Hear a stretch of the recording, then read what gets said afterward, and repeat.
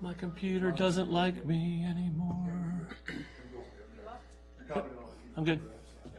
Go ahead. Okay, good evening. I'd like to call the Wednesday, March 15th, 2023 Architectural Review Board to order. Roll call, please. Larson. Here. Barban. Here. Schneider. Here. Hallett. Here. Curran. Here. Okay, next, if we could please rise for the Pledge of Allegiance. Pledge allegiance to the flag of the United States of America, to the republic for which it stands, one nation, under God, indivisible, with liberty and justice for all. Thank you.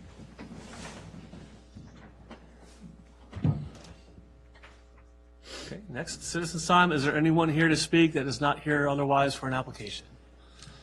Seeing none, we'll move to minute approval of the February 13th, 2023 regular meeting Architectural Review Board minutes.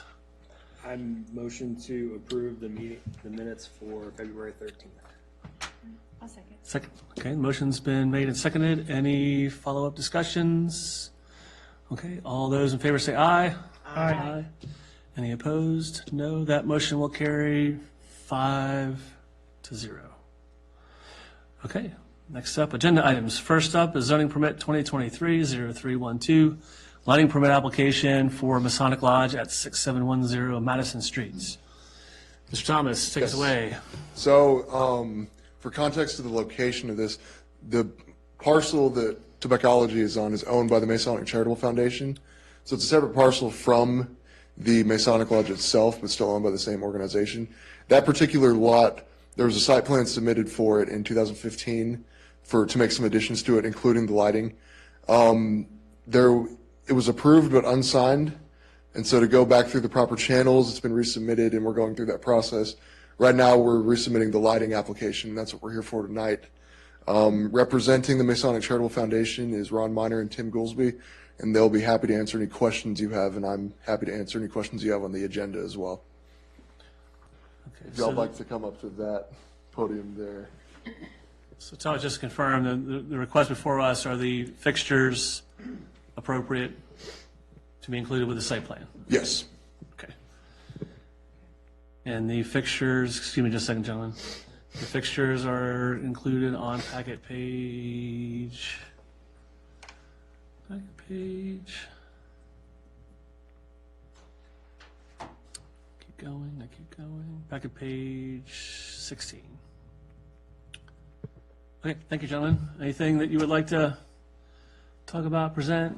No, just we're trying to put up 5 lights because our members are pretty old. Cutting across that parking lot in the dark is a little hard for them. Okay. Thank you. 5 fixtures. Thomas, you and I talked earlier about the Architectural Review Board, or the Architectural Guidelines talked about lighting. We're able to determine the height of the poles. Do we know the height of the lights that you're planning on installing? No, not this moment. Okay. Requirement-wise, I need to look over the guidelines again. Okay. It's, let me just find it really quick.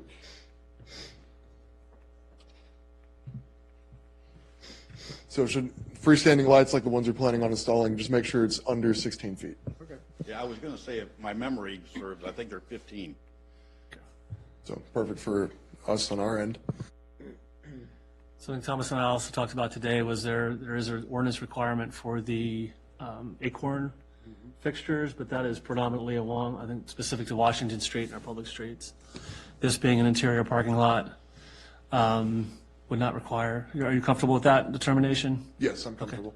And we do have some precedent for it. I call it Food Lion, but it's now Aldi. The Aldi parking lot has similar strut fixtures, very low profile, directional and downward.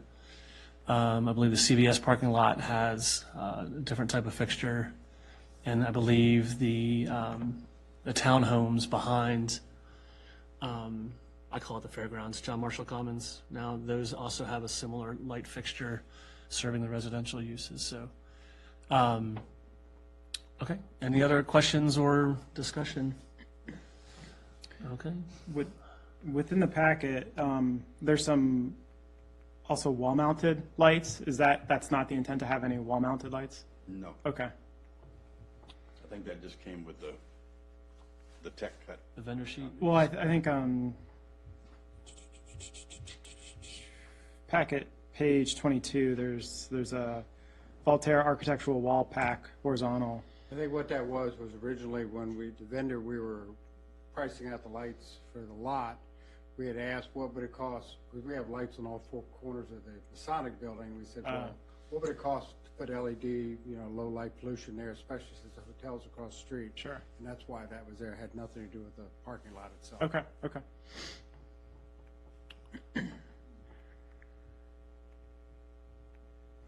Okay, any other questions or discussion? Okay, do we have a motion?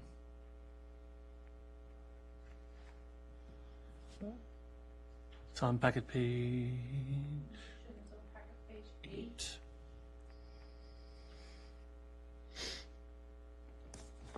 8.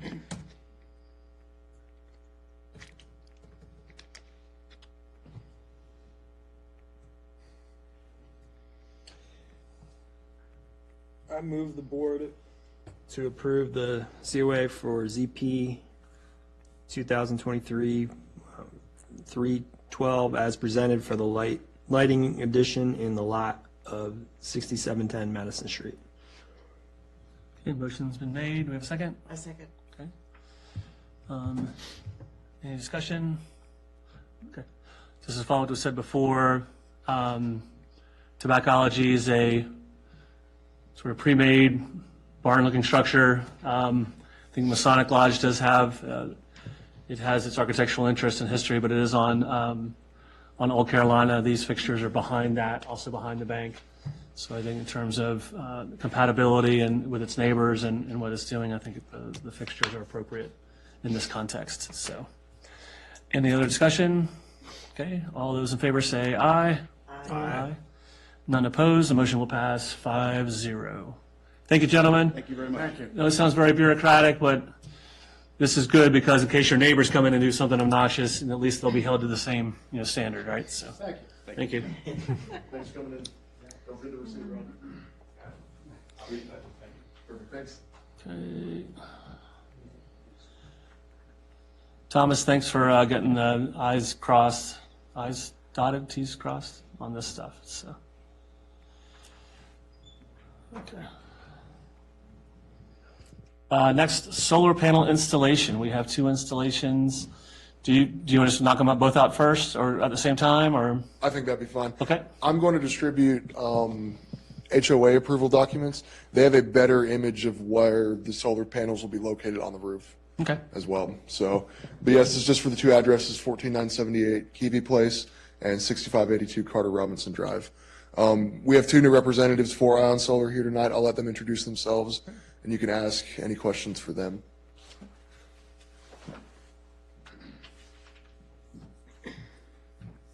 Good evening. I'm Brian Sweeney. I'm the operations manager here in Nova. Yep, good afternoon. I'm Steve Whitty. I'm actually the operations manager over North and South Carolina. Random question for you while he's passing these out. Is there still tax credits available for solar panel installation, or? That's more dependent on the utility side of things. Okay. Federally, you'll see things for large solar array projects that are more commercial. Okay. Your individual utility companies are the ones that typically hand out the any rebates, et cetera, for residential solar. And Sort of that's- buying back the electricity, sort of? I mean, they always buy back. Okay. I mean, they do buy back. I thought you were talking about incentives to install. Oh, I'm sorry. Yes, I sir. apologize. That too. But yeah, definitely. Yeah, the meters get swapped out. There's several types of meters. There's kind of the old school kind of dumb meter that they have to physically come out and change. And there's newer smart meters that get installed on a lot of residential homes. But because of supply chain issues, you don't see as many of the smart ones as we did 2 years ago. But they look the same. They're identical in appearance. One you just is a keystroke to change, and the other one you physically change. Okay. And I'm sorry I cut you off about the rebates, but there are some programs that are still available. Absolutely. Yeah, absolutely. I mean, the power companies are the ones giving it because they're the ones, it's their grid that is being relieved from the strain. Great. Okay. Thanks, Thomas. What you got? Any other presentation? Do you want to go through sort of general description of each one? I mean, my basic description, I apologize that these aren't numbered. As the example for the 6852 Carter Robinson Drive, on the second to last page, on the other side, you'll notice that some of the design proposals include panels on the front or back of the structure, and the final design layout is on the front of the structure. I think in the future, this may fall in more under new business than for these applications, but there may be some solar installations like this that will fall on both sides of the home, but if anything's on the front, I'll bring it to the board. So this is more for context, but nothing in particular on these applications. Okay. So for the Carter Robinson Drive, which, full disclosure, is right next to my former house that I lived in. You can see into my backyard there, former backyard. But these are on the front side. Looks like it's 15 panels on the front side, but these are the back row of the development. So you would not see these from, I guess you would not be able to see them from the street because it's 35 feet high, and I don't think you would be able to see them from Main Street as well. You'd be able to see them from a distance, a considerable distance. They only sit about to the bottom of the panel. They're only about 4.5 inches off the roof deck, so they're very low profile. Any glare? No, they have a matte finish on the glass. Okay. So like you can stand and look at them in direct sun. You'll feel the heat, but they're not going to blind you. Okay, thank you. Any other questions from the board on this particular? I guess my questions that I have kind of pertain to all of it. Great. How do they get attached to the roof? Like, and how does that, create a weather, a moisture barrier, right? Because essentially you have the asphalt shingles on top, and now you're attaching these frames, and so you're going to penetrate that asphalt shingle. Correct. So then is there some sort of boot or rubberized membrane that you guys kind of put around the attachment of the solar panel to the roof? So underneath, so we use flashing. Okay. And in the center of that flashing, there's a rubber grommet that the actual bolt goes through, the lag goes through. And then on the underside, before we put them on the shingles, lift up one row, slide it under. Okay. We actually use a silicone caulking that's all weatherproof, that can be applied in wet or dry weather. So, rainy days installations is not a problem. And that creates a seal there that's very, very, very good. We don't really ever have roof leaks because of failure of installs. Okay. And then the only other question I have, for both homes, I was looking at the cover sheet that's signed by your ceiling engineer, and it lists the design wind speed, or the wind speed as 105 miles per hour. That's a little low for Virginia. I'm not sure what the design to capacity ratio is for your attachments to the roof, so it might ultimately, in the end, even when the load gets increased, it might work out. But typically, you're looking at 115, 112 miles per hour, not 105, particularly for the risk category that the house is listed as. Okay. So based on that comment, would you like to see changes structurally to that, or just different load calculations, wind calculations? Or are you comfortable with that? I don't have any load calculations. It's not my design.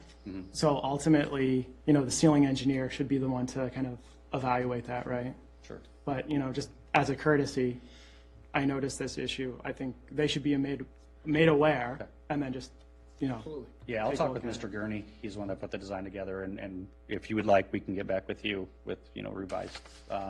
We installed this same system right in Virginia Beach, in Wilmington and North Carolina. Sure. And we've never had any issues with lifting or flying panels or anything else. Yeah, well, the wind speed changes, right, all over the United States, and particularly on the East Coast, you got to deal with the hurricanes, right? And so, higher loads, you got to reinforce the attachments. Yes. So with those changing the load on that, would that significantly change, I guess, how it would be affixed to the? I don't know. I don't know. I don't have all the calculations in front of me, and I'm not asking for them. I think ultimately, as what is this this Rowley, as he's the ceiling engineer, he should go back and double check. I mean, he can increase the load, and at the end of the day, if his design capacity ratios are less than 1, and that that slight increase could adjust it, but it could still be less than 1 and you'd be fine. I don't know. Yeah. Yeah, I mean, there's a, a margin of safety included in that 105 mile an hour wind speed. It's a conservative number. I mean, I've seen wind speeds on the coast, exceeding 110, et cetera, and we've never lost anything before. And it's the same mounting system and racking systems that's used on, so we operate in obviously multiple states, but it's the same one we use in Texas down there near the Right. Gulf. It's the same one we use in North Carolina and Wilmington area. It's the same one we're using in Virginia Beach. Right, but then the loads, depending on what Sure. design methodology you're using, the loads get increased, and then you have set the factor of safeties on the materials as well. So. Correct. So I don't believe that would necessarily change our evaluation recommendation, other than just, No, we'll definitely make the yeah, recommendation. yeah, take a let look your, into that and gotcha. Make that recommendation, they look into that. That would be something outside of our sort of thing, but courtesy to let them know. Appreciate you bringing that up. Any other questions? Okay. Just to clarify, the one on Kiwi Place, this one, I just looked it up online. It's back up against the highway. It's in the back corner. This house, the roof does not, the roof is, what I'm looking for, the roof does not face the roads on either side. So when you face it, yeah. It's not visible from Washington There, Street. there you go. Not visible from Washington, and not even visible from the street, I don't believe, on Kiwi Place. It wouldn't be visible from the highway, so. Same thing though, matted, Yep. low profile, same color as the shingles, although it only comes in black. We talked about this last time, it only comes in Yeah, black. it only comes black. And I guess, do you have any issue even with the matting? Is there any issue with maintenance in terms of fogging up? I guess if it cracks, it may fog up and they just got to replace it.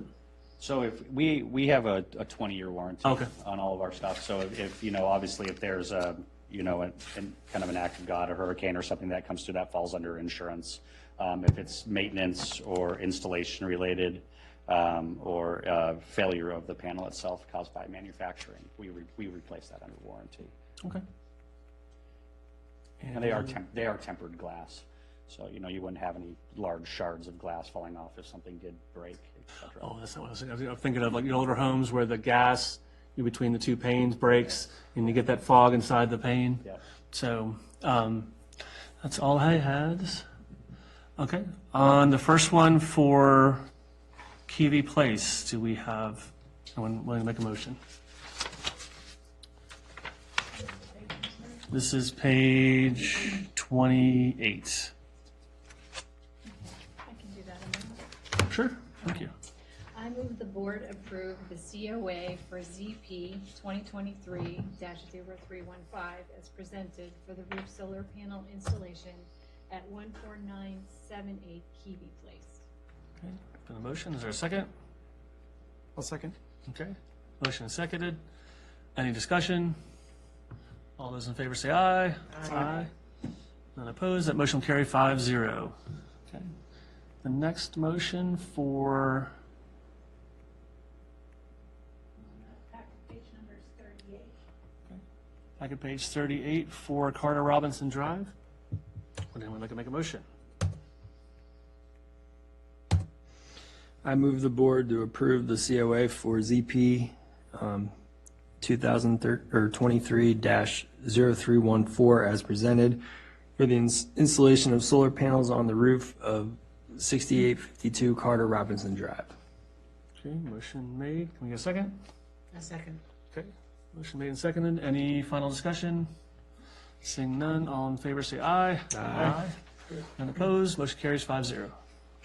Gentlemen, thank you very much for going through the steps. Great evening. Have a great evening. Hopefully this will generate some more business for you. Thank you.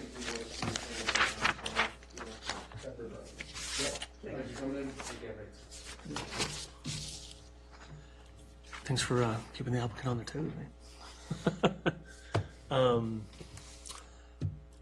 Next agenda item. Yes, so we looked through the old minutes again from October 2022. We've already approved the town hall and police department signs. So I don't know if it's my position to motion to take it off the agenda or not. Whose position is it? But that item is now off the agenda. Just be pulled from it. Yep. Yep. Any timetable on, I know we got to find the money, but any timetable on when we might get it done? Yeah, I think once we have the money, then we have the timetable. Did they happen to talk about it at finance today, or is we still don't We have were, it? neither of us were in it. Yeah. I think they're just dealing with budget in general, so hopefully it fits within that, but we'll update the board. Okay, great. Thank you very much. So we have, this is the quote for the signage? To install the signage, right? Is that the last item? Yes, which packet or page number are you on? Is that 46, the police department signage? Yes. Page 55. So this was the vendor sheet that we had previously reviewed and approved. Actually, we approved a certificate of appropriateness for it. Well, I didn't know, if we have a quote, how long is that quote good for? Oh, okay. That's kind of where I'm going with Oh, a what's lot the of this rest stuff. of the quote? Okay. Because lots of times, contractors, they'll give you like 30 days, 90 days, and I just didn't know if we're just dealing with, trying to deal with money. Okay. Okay. Hopefully sooner rather than later. We also had light fixtures that were approved by that as well. Okay. Mr. Thomas, what is our next agenda item? I think that's it. All right. Old business? Any old business? Looks like still getting a few sign applications for the multi-tenant structures in Crossroads Village Center. I've been recommending the gooseneck lighting. They've been complying pretty well with it, so still moving forward with that. As you saw, we had Lidl on the agenda. They asked to be taken off of it. We'll provide you with any updates as to what the status of the project is in general with Lidl. I had asked Kim, do we need to table it? Do we just, when it's ready, it'll come back? They've already been approved for their old signs. I think they're trying to now incorporate the suggestions that were brought up in the January meeting, and they have resubmitted an application, so now it's bringing those ideas into Okay. So we had recommended. to the Gotcha. So we had made the recommendation about the gooseneck lighting, and they've revised the materials to show that, or they're still, we haven't seen any? Not Okay. on that in particular. I will say that with Lidl in particular, because they're freestanding and not part of the multi-tenant structures, is it permitted to have the LED lighting, interior lighting, instead of the gooseneck lighting? I'd have to check the ordinance again on that. I had a recent discussion with the town manager about this particular item. So the Popeyes, the Taco Bell, those are all freestanding buildings. All of those had the gooseneck lighting. Okay. So the multi-tenant buildings, it was a combination of both. I think your anchor tenants were indirectly lit, and then your inline tenants were allowed to have the backlit, sort of the halo ones. So that was the recommendation on the gooseneck lighting, was based on the other freestanding. Chick-fil-A also has that. Fauquier Bank, CVS, and all the buildings on that row have the same sort of fixture. Okay. So, I guess in the ordinance, we have so many days to vote up or down on an application unless extended by the applicant. If we can just make sure that we have the applicant's consent to sort of table it indefinitely and if not, I guess we may have to vote on it and just let them. Well, I don't think they've even brought their items forth, so you would have your timeline when you start, right? I thought it had showed up on an agenda and they just didn't, but we never brought it up. They kept pulling it up. Okay, I'm sorry, I misunderstood that. Yeah. They had asked for it to be on the agenda. We never actually, It was never presented itself. gotcha, okay. Only on the agenda. Okay. and, yeah. I'm sorry, thank you for that clarification. Okay, any other old business? Apart from that, nothing I can think of. All I can say is we are looking at quotes to repair or possibly replace the park building. There are some foundations, some other structural issues that we had evaluated, and we are also revisiting the overall park plan. There's a park plan that was approved in 2016 that had a pavilion, parking, use of the house as bathrooms and storage, playgrounds. So we're looking at reaffirming all those elements, or those folks still want those elements, and then that'll help us decide what to do with the house. Wasn't some of that on the capital improvements plan too? Some of those projects? The sidewalk in front was on the capital Okay. improvements. We had discussed, during the surplus discussion, we had discussed the park project. Right now, the priority is the sidewalk and then the site plan for the town hall building. But we're gonna have to make, because the condition of the building is sort of, we gotta do something sooner rather than later. We're sort of trying to figure out what to do. And part of that is making sure that we still wanna do everything at the park that we wanna do. So we don't put the money into it and then use the building for something else. So that's ongoing. Okay, new business.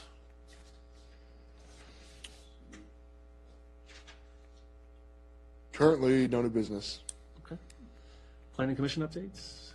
Just the, they were here tonight, the Mosaic, Masonic Lodge.